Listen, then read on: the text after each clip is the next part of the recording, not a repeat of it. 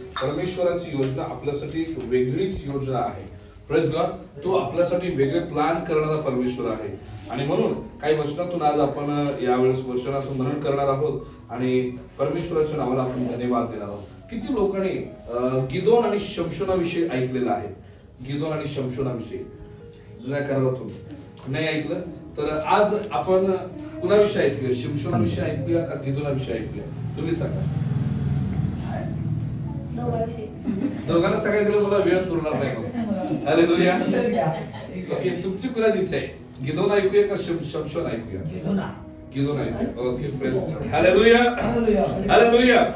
Okay, परमेश्वराच्या नावाला धन्यवाद असो. मी गिदोनच काढून ठेवलेला आहे आणि शमशोन पण काढून ठेवलेला आहे. पण आता देवाच्या वचनाला खरंच आपण महान म्हणूया, कारण की देव आपल्या लोकांसाठी योजना तयार करतो आणि वेळ जसा देव करतो ना, नक्की सांगतो त्या वेळेमध्ये तो आपल्या लोकांना उभा सुद्धा करतो. आमेन. आता एका वचनातून आपण बघूया शास्त्राच्या पुस्तकाचा 6वा अध्याय आणि वचन 1. गिदोन आता कसा हिरो म्हणून परमेश्वर त्याचा उपयोग करतो आणि या वर्षामध्ये आपण सुद्धा सगळेजण गिदोन झालं पाहिजे. हालेलुया. आणि आपण म्हणूया सगळेजण, मला गिदोन व्हायचं आहे. मला गिदोन व्हायचं आहे. आमेन. आता बघूया काय गिदोनाची काय स्टोरी आहे. पण त्याच्या अगोदर इस्रायल लोकांची पार्श्वभूमी बघूया की गिदोन कसा वर आला. आज लक्षात ठेवायचं की आम्ही कधी वर येतो माहिती आहे का? ज्यावेळेस या परिस्थितीतून, परीक्षा प्रसंगातून, अडचणीतून, समस्येतून, त्रासातून, कष्टातून आपण ज्यावेळेस बाहेर पडतो ना, तिथून आम्ही या प्रवासातून ज्यावेळेस बाहेर येतो ना, तेव्हा खरा हिरो आपण बनून बाहेर पडतो. आता गिदोनाच्या जीवनामध्ये असं लिहिलंय, वाचूया आपण 6व्या अध्यायाच्या पहिल्या वचनामध्ये. इस्रायल लोक, संवाद पहिलं वचन. इस्रायल लोकांनी परमेश्वराच्या दृष्टीने, बघा बायबल सांगतोय की त्यांनी इस्रायल लोकांनी माणसाच्या दृष्टीमध्ये पाप केलं नाही, पण त्यांनी देवाच्या दृष्टीने पाप केलं. आणि तेव्हा परमेश्वराने स्वतः देवाने त्यांना 7 वर्ष इस्रायल लोकांना 7 वर्षासाठी मिद्यानाच्या हातात परमेश्वराने दिलं. मिद्यानी कोण आहे माहितीये का? इस्रायल लोकांचे शत्रू. Praise Lord. हालेलुया. मिद्यानी कोण आहेत? इस्रायल लोकांचे शत्रू. समजून घ्या. मी तुम्हाला प्रश्न विचारेन आज, नक्कीच तुम्ही विचार करूया की मला गिदोन जर प्रभू जर बनवणार आहे ना, तर मला काय व्हायचं आहे आणि मला कसं बनायचं आहे. आता काय सांगतो बायबल? इस्रायल लोकांनी देवाच्या दृष्टीमध्ये काय केलं? पाप केलं. कोणते लोक होते पाप करणारे? देवाचे लोक स्वतःचे. हालेलुया. इस्रायल म्हणजे कोण? देवाचे लोक. ज्या देवाने इस्रायल लोकांसाठी आकाशातून मानना दिला, ज्या देवाने इस्रायल लोकांना खडकातनं पाणी दिलं, ज्या देवानं परमेश्वराने आकाशातून त्यांना लाभे पाठवले, ज्या देवाने त्यांच्यासाठी समुद्रातनं मार्ग काढला, ज्या देवाने इस्रायल लोकांसाठी मेघस्तंभ, अग्निस्तंभ, दीपस्तंभ म्हणून तो चालायला लागला आणि ही सगळी सेना देवाच्या मागे चालत होती. पण बायबल सांगतं नंतर ते लोक देवाला विसरायला लागले आणि जी गोष्ट देवाला आवडत नाही ती गोष्ट ती करायला लागले. हालेलुया. माणूस चुकतो कधी माहितीये का? ज्या वेळेस त्याच्या जीवनामधलं देवाचं भय संपतं. मनुष्य पाप केव्हा करतो माहितीये का? मनुष्य पाप तेव्हा करतो ज्यावेळी त्याच्यामध्ये देवाचं भय राहत नाही. म्हणून बायबलमध्ये असं म्हटलं आहे की तू आपल्या सर्व मार्गामध्ये त्याचा आदर कर, म्हणजे त्याचं भय बाळगून राहा, कारण की आम्हाला पारखणारा परमेश्वर प्रति दिवशी तो आमच्या सोबतीला आहे. म्हणून आम्ही दिवसा ढवळा असेल, रात्र असेल, दिवस असेल, आम्ही स्वतःला, आमच्या शरीराला पापापासून लांब ठेवलं पाहिजे. हालेलुया. जर आम्ही पाप जर करत राहिलो तर आमच्याही जीवनामध्ये, आमच्याही व्यक्तिगत जीवनामध्ये समस्या यायला लागतात. आता या ठिकाणी समस्येची सुरुवात झालेली आहे आणि ती समस्या काय आहे ती तुम्हाला दाखवू इच्छितो. बायबल सांगतं इस्रायल लोकांनी परमेश्वराच्या दृष्टीने पाप केलं आणि म्हणून परमेश्वरानं कुणाच्या स्वाधीन केलं? त्यांना मिद्यानाच्या स्वाधीन केलं. माणूस स्वाधीन केलं नाही. तर बायबल सांगतं देवानं स्वतः शत्रूच्या तावडीत दिलं. विचार करा का बरं देवानं स्वतः शत्रूच्या तावडीत देवाच्या लोकांना दिलं? मी कधी कधी विचार करतो, प्रभू तू प्रेम करतोस ना आमच्यावर, देवा तुमच्यावर इतकी प्रीती करतोस ना, मग का शत्रूच्या हातात तू दिलास? Praise Lord. तुम्ही विचार करा की देवानं स्वतः इस्रायल लोकांना मिद्यानाच्या स्वाधीन केलं. म्हणजे या लोकांनी किती परमेश्वराला ठकवलं असेल, या लोकांनी किती परमेश्वराला फसवलं सुद्धा असेल, या लोकांनी किती परमेश्वराची निंदा केली असेल, या लोकांनी किती परमेश्वराची काय काय प्रकारे त्याचे तिरस्कार असेल, निंदा असेल, त्याचा अपमान असेल, कितीतरी केला असेल. आणि मनुष्य कधीच तुमच्या हाताला देतो माहिती का तुम्हाला, ज्यावेळेस वैतागतो. आता इथं बायबल सांगतं आमच्या देवानं इस्रायल लोकांना मिद्यानाचं स्वाधीन केलं. मग आता मिद्यानी लोक काय करायला लागले, आता आपण वाचूया दुसऱ्या वर्षामध्ये. मिद्यानाचा हात इस्रायलावर प्रबळ झाला. हा, मिद्यानाच्या भीतीने इस्रायल लोकांनी डोंगरातून आपणासाठी विवरे, गुहा व दुर्ग तयार केले. आता बायबल सांगतं की मिद्यानांचा हात इस्रायल लोकांवर काय झाला, प्रबळ झाला. प्रबळ मला सांगितलं, प्रबळ म्हणजे काय, सगळ्यात ताकदवान झालं. आता मला तुम्हाला हे आठवण करून द्यायचंय, जर तुम्ही याकोबाचं पुस्तकाचा 5वा अध्याय आणि 16 वचन जर वाचला तर तिथं असं सांगितलेलं आहे की नीतिमानाची प्रार्थना ही कार्य करण्यामध्ये प्रबळ असते. कुणाची प्रार्थना? मग आता इस्रायल लोकांमध्ये नीतिमत्वता राहिलीच नाही, त्यामुळे आता कुणाचा प्रबळ हात झाला त्यांच्यावर? त्यांच्या शत्रूंचा हात त्यांच्यावर प्रबळ झाला. म्हणजे एकंदरीत विचार करा की या इस्रायल लोकांच्या जीवनामध्ये प्रार्थना पण बंद पडल्या. लक्षात घ्यायचं, ज्यावेळेस प्रार्थना बंद झाल्या ना त्यावेळेस शत्रूचा हात, त्याची ताकद आमच्यावर प्रबळरित्या काम करायला लागले. पण याकोबाचं पुस्तक विसरायचं नाही, 5वा अध्याय 16 वचनामध्ये आम्हाला प्रति दिवशी नीतिमान म्हणून देवासमोर जीवन जगायचं आहे. कारण नीतिमानाची प्रार्थना ही कार्य करण्यामध्ये प्रबळ शक्ती ठरते. पण आता इथं काय सांगतो बायबलमध्ये, मिद्यानांचा हात इस्रायल लोकांवर एवढा प्रबळ झाला, एवढं त्यांना ताकद दिसली इस्रायल लोकांना की इस्रायल लोक भ्यायला लागले. आणि कुठं जाऊन राहायला लागले? घरातली नाही, विवरातली, गुहेतली जाऊन राहायला लागले. डोंगरात त्यांनी घर करून राहायला लागले. अरे एक वेळ अशी होती इस्रायल लोकांच्या बाजूने परमेश्वर उभा राहिला की शत्रू हरायचा. असं होतं परमेश्वरानं की देव उभा राहिला, सगळे शत्रू पळून जायचे. आणि लोक म्हणायचे की यांच्या बाजूने यांचा देव आहे. पण आता इथं काय झालं, ही लोक भियायला लागले. याचं कारण काय? हे लोक का भिवून डोंगरामध्ये, विवरामध्ये, गुहेमध्ये जाऊन राहायला लागले? पाप. लक्षात घ्या, जो व्यक्ती पाप करतो ना तो राजवाड्यात राहत नाही, तो व्यक्ती गुहेमध्ये राहण्याचा जातो. म्हणून कधी कधी गुहा हे काय दाखवतो माहिती काय? अंधाराचं ठिकाण. म्हणून पाप करणारा व्यक्ती हा कधी प्रकाशात राहत नाही, पाप करणारा हा व्यक्ती अंधाराकडे जातो, कारण त्याची शक्ती त्याच्यावर प्रबळ झालेली आहे. मी कधी कधी विचार करतो, एक वेळ इस्रायल लोकांच्या बाजूने उभा असणारा देव होता. आता बायबल सांगतं की देवानेच शत्रूंच्या हातात त्याला दिलं, कारण की या लोकांमधला नीतिमान, या लोकांमधली धार्मिकता, या लोकांच्या प्रार्थना बंद पडल्या. हे लोक काय पाप करणं सोडणं झालेले आहेत आणि हे लोक पापामध्येच वावरायला लागलेले आहेत. अशा पद्धतीने यांचं जीवन राहायला लागल्यामुळं बायबल सांगतं परमेश्वरांनी त्यांना थोडा वेळासाठी सोडलं. हालेलुया. कायमचं नाही सोडलं, परमेश्वरांनी थोड्या वेळासाठी सोडलं. एक उदाहरण मी तुम्हाला सांगतो समजण्यासाठी. तुम्ही किती लोक वाढदिवसाला गेलेला गिफ्ट घेऊन गेलाय? आणि ज्याच्या घरात वाढदिवस असेल त्याला तुम्ही गिफ्ट दिलाय, कारण तो का गिफ्ट तुम्ही काय घेऊन गेला? नाही, वाढदिवस तर आहे, पण का घेऊन गेला? कारण आमचं त्या कुटुंबावर प्रेम आहे. त्यांनी आम्हाला प्रेमानं आमंत्रण दिलं आणि आम्ही पण प्रेमानं जाऊन निमंत्रण स्वीकारलं आणि त्यांना गिफ्ट दिले. मग तुम्ही तुमच्या विरोधात ते वागायला लागले, तुमच्याशी ते भांडले, तर तुम्ही जाऊन म्हणताय का परत, ए माझी ते मी तुला मागच्या आठवड्यात तुला वाढदिवसाला गिफ्ट दिलं ते परत दे? भांडताय का नाही भांडत? कारण गिफ्ट दिलेली वस्तूला मागण्याचा हक्क नाही. हे का सांगितलं माहिती का? परमेश्वर सुद्धा जर लोकांना अभिवचन देतो तर तो अभिवचन त्यांच्यापासून काढून घेत नाही, पण थोड्या वेळासाठी तो परीक्षा प्रसंगात आम्हाला घेऊन जातो. का माहितीये का? कारण आपण देवाच्या जवळ यायला पाहिजे. हालेलुया. आता याच ठिकाणी मी तुम्हाला सांगतो की लोकांनी आपल्यासाठी विवरण, गुहा यामध्ये ते जाऊन राहायला लागले. म्हणजे देवाचे लोक आता इथं घाबरे झाले. Hallelujah, hallelujah. म्हणजे आता यांच्यातलं धैर्य पण, याच्यातला धाडस पण मरून गेला. पण बायबल काय आपल्याला सांगतं इतिहास तिमोथीच्या पुस्तकामध्ये, देवाने आम्हाला भित्रेपणाचा नाही तर धाडसाचा आत्मा दिलेला आहे. मग आता पाप करणारा व्यक्ती धाडशी होत नाही, तर पाप करणारा व्यक्ती हा निर्बळ होतो. आणि आता हे इस्रायल लोक निर्बळ झाले. पहिली गोष्ट आपण बघत आहोत माझ्या प्रियानो, की त्यांच्यातला प्रार्थना जीवन बंद पडले. आपल्याला समजतं. दुसरी गोष्ट आपल्याला समजतं की त्यांच्यामध्ये भीती काम करायला लागली, भीती काम करायला लागली. आता अजून एक गोष्ट आपण वाचूया त्या ठिकाणी.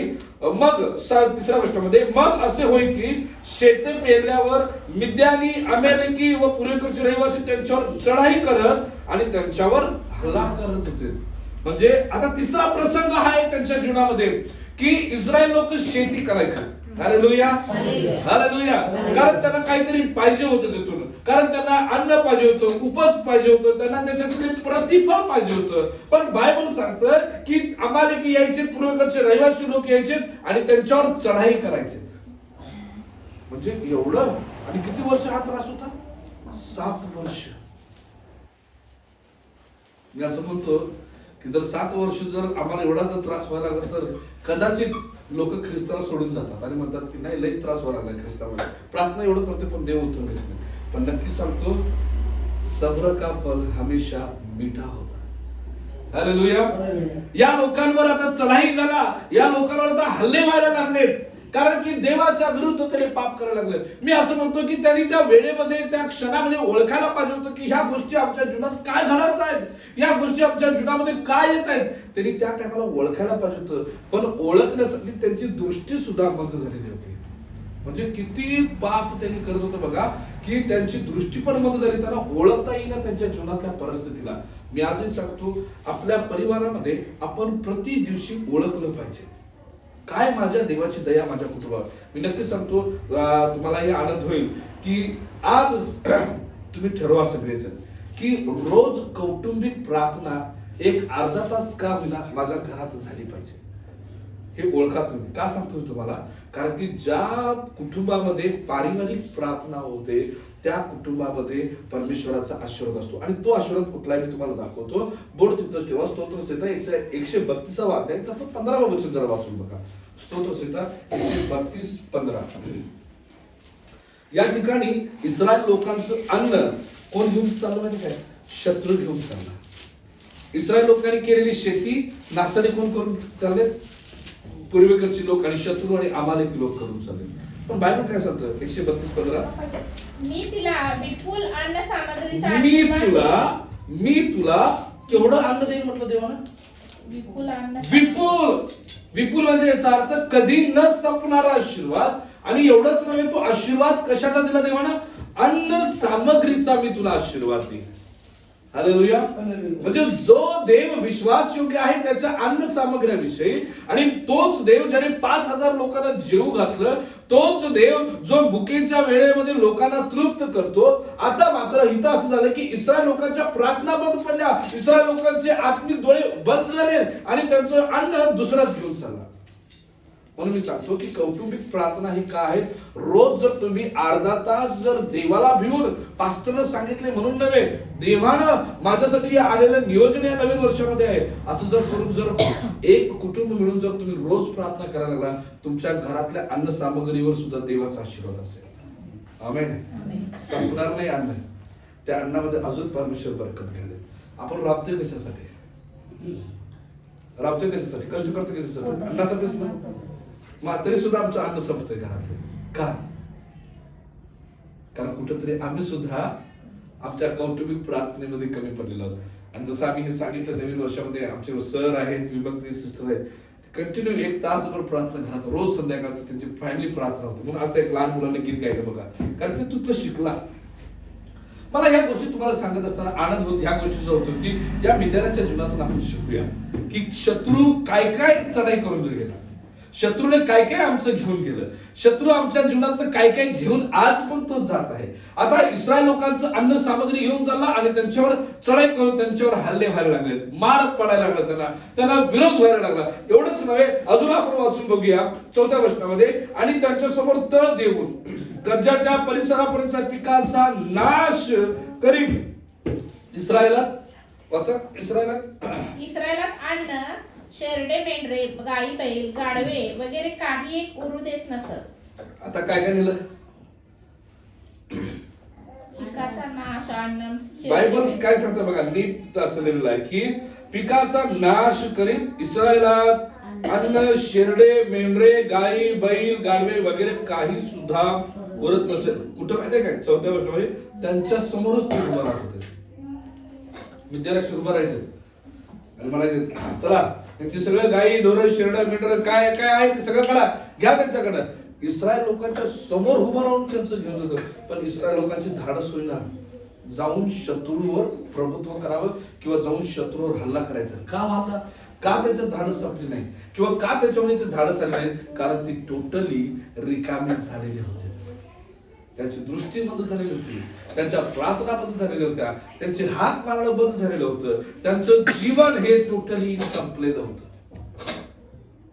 मी नक्की सांगतो माझ्या प्रिया, शेरड, मेंढर, गाई, बैल ही कशाला दाखवतात माहिती काय? हे आमचं बाहुबल दाखवतं.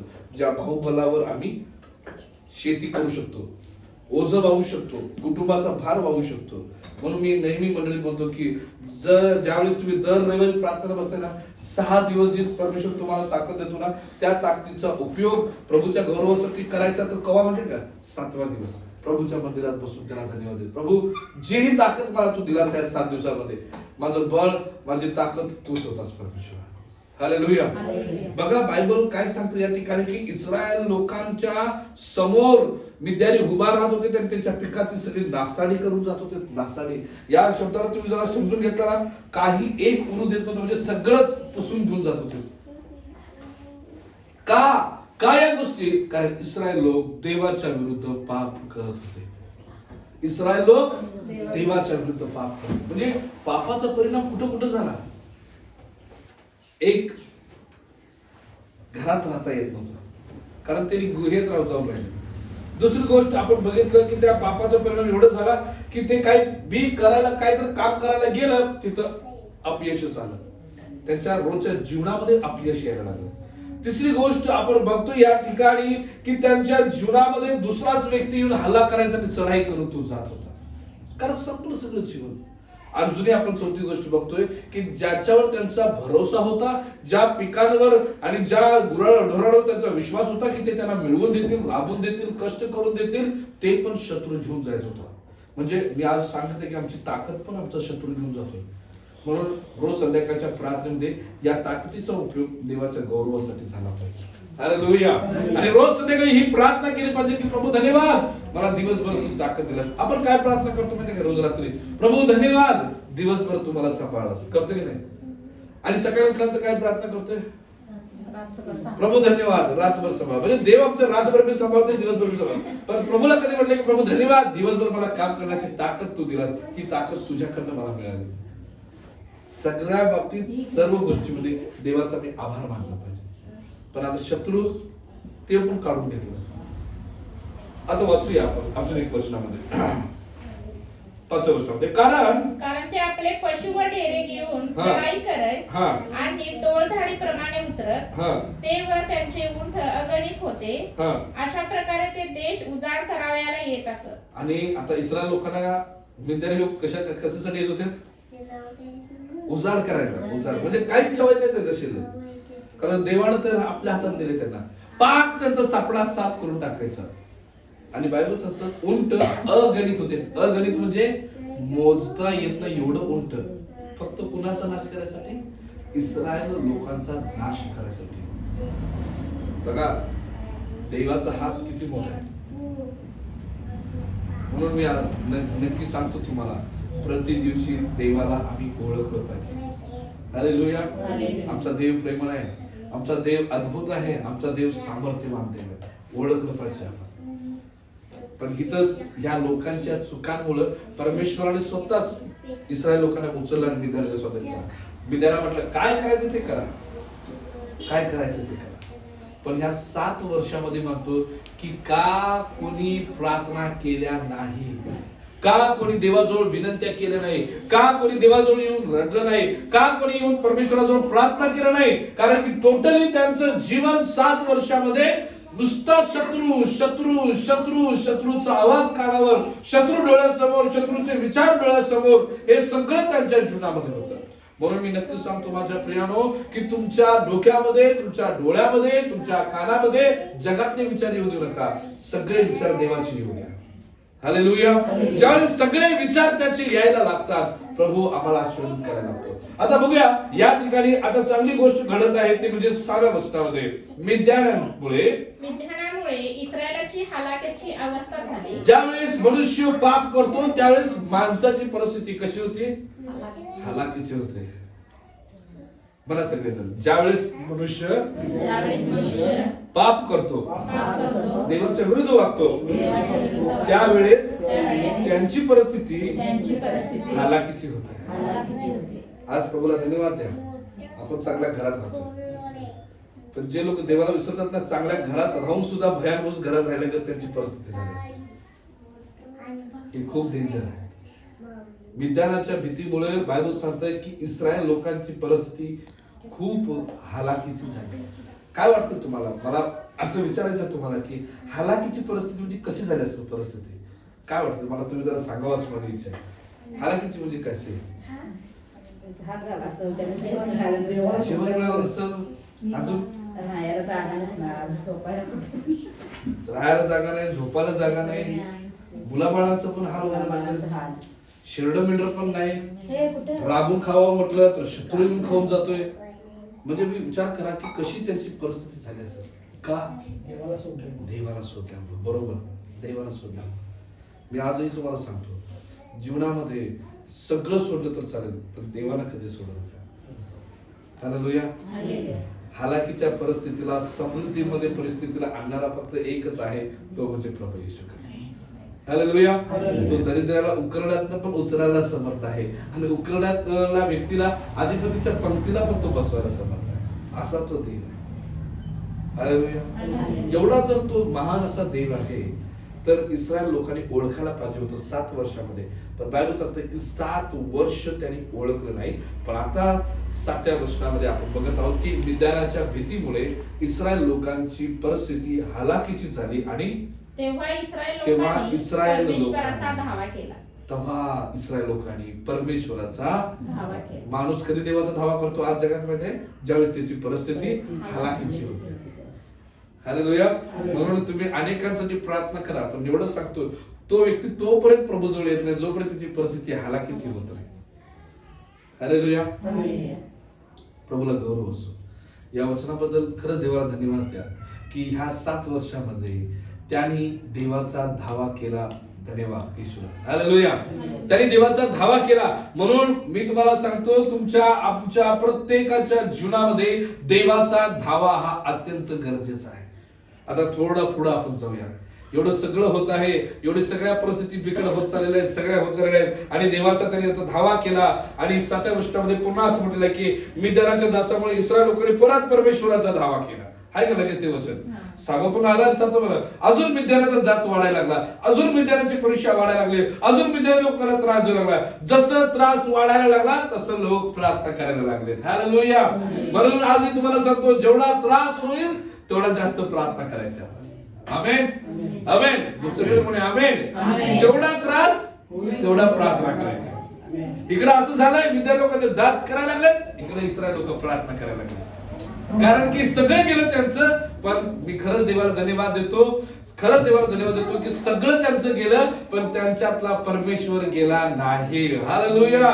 तुमच्या आणि माझ्या जीवनातला सुद्धा परमेश्वर कधी जाता कामा नये. आम्ही सगळं विसरलं तर चालेल, पण परमेश्वराला कधी विसरायचं. आणि ह्या लोकांनी पुन्हा प्रार्थना केल्या. आता पुढे जास्त वेळ नाही, पण पुढे आपण जाऊया आणि परमेश्वराच्या नावाला धन्यवाद द्या. 10वं वचन. आणि मी तुम्हाला म्हणालो की मीच तुमचा देव परमेश्वर आहे. ज्या अमोऱ्यांच्या देशात तुम्ही राहता त्यांच्या देवांना भिवू नका. आता त्यांच्या देवाला भिवू नका. पण तुम्ही माझी वाणी ऐकली नव्हती, म्हणून या परिस्थिती तुमच्या जीवनामध्ये येत होत्या.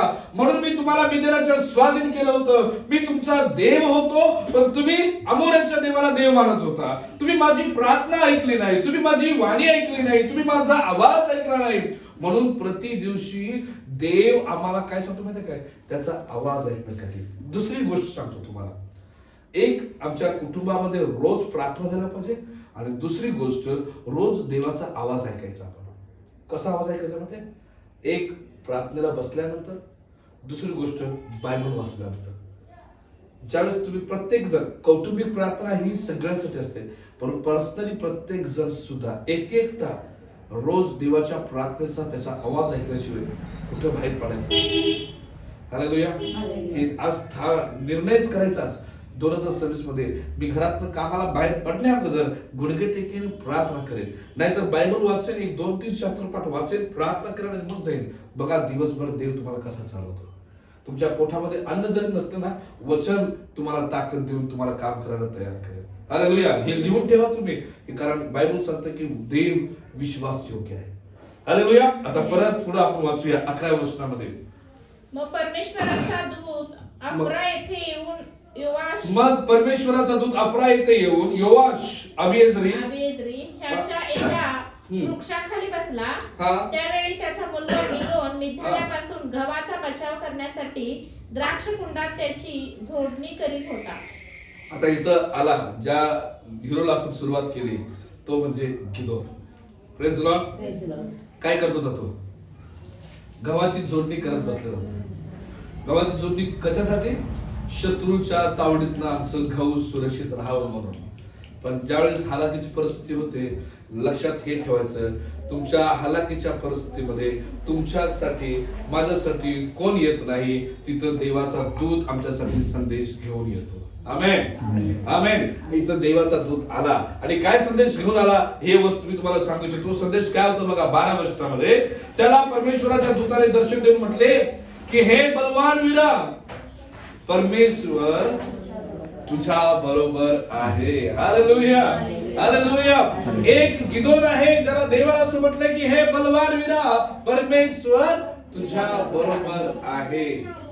मला सगळेजण हे बलवान वीरा, परमेश्वर तुझ्या बरोबर आहे. किती सामर्थ्यशाली शब्द आहे ना, आहे का नाही? हालाकीची परिस्थिती आहे पण तरी सुद्धा देवाचं वचन सामर्थ्य आहे. पण आता आमच्या सारखा गिदोन पण आमच्याच विचारासारखा होता. काय विचार करत म्हटलं बघा 13 वचनामध्ये आमच्या विचाराचा होता म्हणून गिदोनाने काय सांगितलं बघा. गिदोन त्याला म्हणाला तर त्या दूताला, महाराज परमेश्वर आमच्या बरोबर जर आहे, देव आमच्या बरोबर आहे तर हे सर्व आमच्यावर मग काय? हे एवढं सगळं अरिष्ट आमच्यावर का आलं? मग आमचं पण उत्तर काय असतं? पास्टर 7 वर्ष झालं अजून पण आमच्या प्रार्थनेचं उत्तर मिळालं. मग एवढं आम्ही करायला लागलं तरी सुद्धा देव उत्तर देईना. मग कसं तुम्ही म्हणताय की देव आमच्या बरोबर आहे? देवाला खरंच सांगतो, देव तुमच्या बरोबर आहे. का माहितीये? 7 वर्षामध्ये मरू दिलं नाही पण जिवंत ठेवलं. हीच एक त्याची मोठी अद्भुत दयाळू कृपा आहे. हालेलुया. नाहीतर कधीच आमचा नाश झाला असता, झाला असता का नसता. पण ह्या वेळेस गिदोन सुद्धा तेच उत्तर दिला की जर देव आमच्या बरोबर आहे तर एवढी परिस्थिती आमच्या जीवनामध्ये का आली?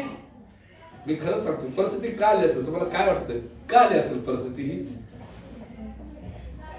सांगा का आली असेल परिस्थिती? मी नक्कीच सांगतो, मला आनंद खूप होतो या वाचल्यानंतर, कारण की परिस्थितीनंच गिदोनासारखे हिरो बाहेर काढले. हालेलुया. हालेलुया. परिस्थितीमुळेच गिदोनासारखे लोक बाहेर आले आणि विद्यार्थ्याच्या शत्रूपासून आपल्या गावाची सुरक्षा व्हावी म्हणून जोडणी करणारे लोक परमेश्वराने उभा केलं. आज नक्की सांगतो, तुमची प्रार्थना, तुमचा विश्वास, तुमच्या देवाबरोबरच असणारे नाते संबंधच हे तुम्हाला बलवान बनवत जातात. आमेन. हालेलुया. आज आपण प्रत्येक जण कमजोर नाही, आपण सगळेजण बलवान आहे. हालेलुया. आता बघूया या वचनामध्ये पुन्हा आपण एक वचनाला आता बघूया आणि मग आपण थांबणार आहोत. 13व्या वचनामध्ये गिदोन त्याला म्हणाला, महाराज जर परमेश्वर आमच्या बरोबर आहे तर सर्व आमच्यावर काय यावे? परमेश्वराने आम्हाला मिस्रातून बाहेर आणले असे म्हणत त्याच्या अद्भुत कृत्याविषयी आमचे वाडवडील आम्हाला सांगत होते, ते कुठे आहेत? परमेश्वराने आता आम्हाला टाकून देऊन मिद्यानाच्या हाती दिले. तेव्हा परमेश्वराकडे वळून म्हणाला, तेव्हा परमेश्वर त्याच्याकडे वळून म्हणाला, तू आपल्या बळाचा उपयोग कर आणि जाऊन मिद्यानाच्या हातून त्यांना सोडव, कारण मी तुला पाठवले आहे ना. 15 वचनामध्ये तो म्हणाला, प्रभू इस्रायलाला मी कसं सोडणार? माझे कुल मनुष्यवंशात सर्वात दरिद्री आहे, तसं मी आपल्या वडिलांच्या घरात अगदी कनिष्ठ आहे. परमेश्वर त्याला म्हणाला, खरोखर मी तुझ्या बरोबर असेल. जसे एका माणसाला मारावे तसे एक जात साऱ्या मिद्यानाला तूच मारणार आहेस. कारण गिदोन या इस्रायलामध्ये मला तू हिरो म्हणून सापडलेला आहेस. हालेलुया. हालेलुया. एका मिद्यानाला मारण्यासाठी किती उंट होते? अगणित होते. पण आता देवाने कुणाला उभा केलं? अगणित लोकांना उभा केलं का एकटा गिदोनाला उभा केलं? का माहितीये? बलवान आहे म्हणून नव्हे, तर मी नक्कीच सांगतो तुमचं उत्तर बरोबर आहे, पण ह्यासाठी देव त्याच्या बरोबर होता. Hallelujah, hallelujah. आणि जर तो देव जर गिदोना सोबती होता, मग आज तो देव कुणा बरोबर आहे? मग आम्ही कोण आहे? आम्ही पण गिदोन आहे. आमेन, हालेलुया. आम्ही पण बलवान लोक आहे, कारण आता आम्ही आमच्या देवाला ओळखतो. आणि याच अध्यायामध्ये नंतर तुम्ही जर वाचत जर गेला ना, मी थांबणार आहे, पण मी एवढं सांगू इच्छितो की गिदोनाने खरंच अक्षरशः युद्ध जिंकलं. का जिंकलं माहितीये का? कारण देव त्याच्याबरोबर. आणि आज या वर्षामध्ये आपण सगळेजण गिदोन आहोत. आपण बलवान लोक आहोत. आम्ही हारलेले लोक नाही, आम्ही लुजर व्यक्ती नाही, आम्ही विनर व्यक्ती आहोत, कारण आमचा देव आमच्या बरोबर आहे. आमेन, आमेन, आमेन. म्हणून मी गिदोन आहे. बायबल असं सांगतं दानिएलच्या पुस्तकाच्या 11 अध्यायाच्या 32 वचनामध्ये. एक वचन काढून बघा. दानिएल याचा 11 अध्याय वचन 32.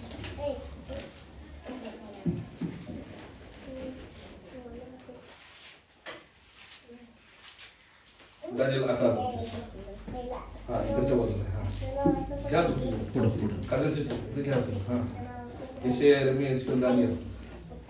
चल, नवीन करत नाही, जुन्या करत आहे. हे घ्या, दानिएल 11:32. एस्केल नंतर दानिएल. घ्या तुम्ही 11 अध्याय 32 वचन.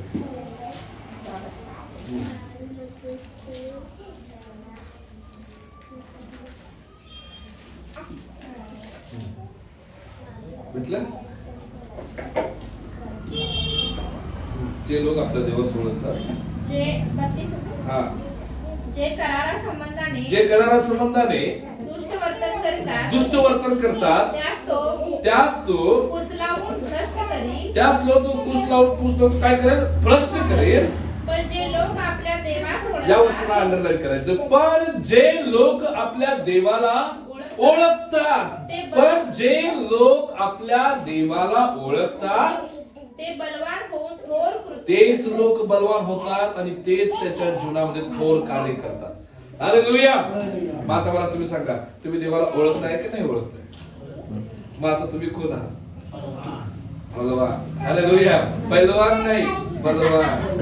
आमेन. आणि बलवानाची ओळख काय आहे? गिदोन. आमेन. आज प्रभूला गौरव द्या.